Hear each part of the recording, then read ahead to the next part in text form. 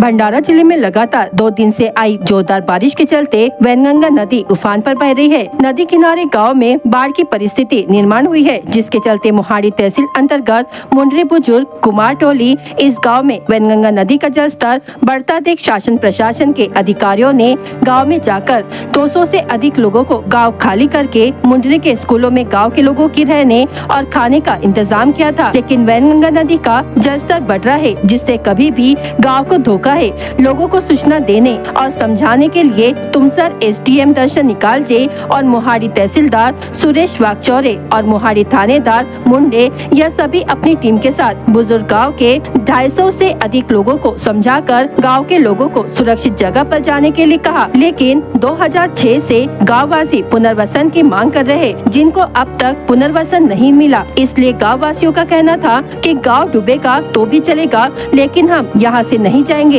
इस विषय को गंभीरता से लेते हुए और इस गांव की पुनर्वसन की प्रक्रिया को तहसील विभाग से आगे बढ़ाई है और उनकी मांगों को पूरा करने के लिए प्रक्रिया शुरू है, ऐसा स्वयं तुमसर एसडीएम ने कहा। लेकिन गांव के लोगों का कहना था हमें यह लिखित में दे, जिस कारण गांव में रोष बढ़ने लगा। लेकिन शासन प्रशासन ने अपनी सुध लेते हुए और पानी का जलस्तर बढ़ता देख और गाँव वालों को किसी भी प्रकार की तकलीफ न हो और जनहानि न हो, इस बात को ध्यान में रखते हुए तुमसर एसडीएम, तहसीलदार और मोहाड़ी थानेदार और उनकी टीम ने मुंडरी के स्कूलों में लोगों के लिए ठहरने और खाने की व्यवस्था की और महसूल विभाग और पुलिस की टीम ने वैनगंगा नदी का जलस्तर की सूचना लोगों को देते रहे। वैनगंगा नदी पात्रातले पाण्याची पातळी वाढत चाललेली आहे आणि येत्या रात्री सुद्धा पाण्याची पातळी वाढण्याची शक्यता आहे।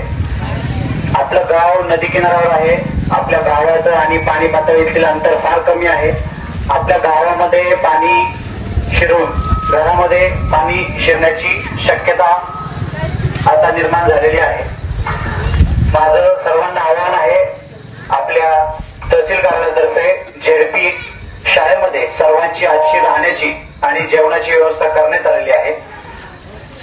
आजच्या दिवस पाणी वाढणार आहे, त्यात या आजच्या दिवसापुरतं सर्वांनी या गावातून आपण शिफ्ट होऊन जिल्हा परिषद शाळेमध्ये आपली जिथे सोय केलेली आहे तिथे आपण सर्वांनी आता स्थानांतर करावं।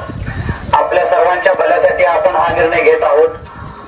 कुणीही आपल्या पाणी जी पातळी वाढत आहे त्याच्याबाबत कुणीही आपण गाफील राहून चालणार नाही।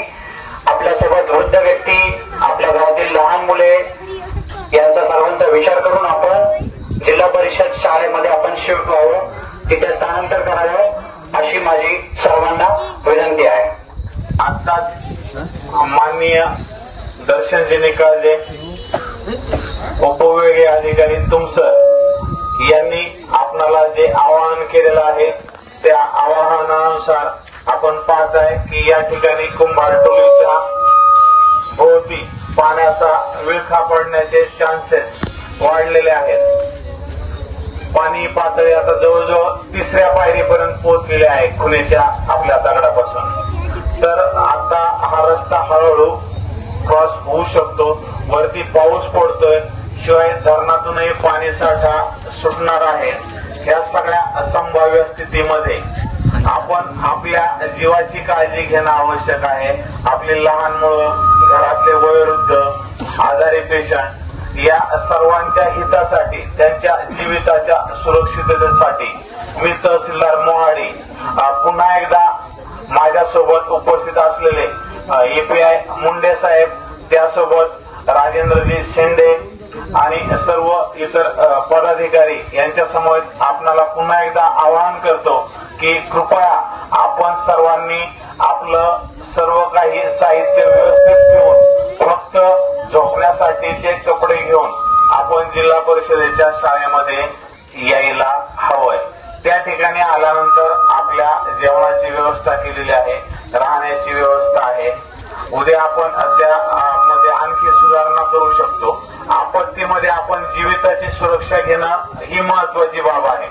बाकी सगळं मिळू शकतं, सगळ्या सोयी होऊ शकतात, जीव परत येऊ शकत नाही। माझी तुम्हा सर्वांना कळकळीची विनंती आहे की आपण निसर्गाचा अंत पाहण्याचा प्रयत्न करण्याला अर्थ नाही। तुम्ही या ठिकाणी कायमचे रहिवासी आहात. अनेक पूर, अनेक पावसाळे आपण नक्कीच पाहिलेले आहात. त्याबद्दल तुम्हाला भीती वाटत नसेल, पण शासन म्हणून, शासनाचा प्रतिनिधी म्हणून मला आपल्या जीविताची काळजी वाटते आणि मी आपणा सर्वांना त्यासाठी विनंती करतो की कृपया आपण जास्त अंत न पाहता, निसर्गाच्या शक्तीचा अंत न पाहता आपण कृपया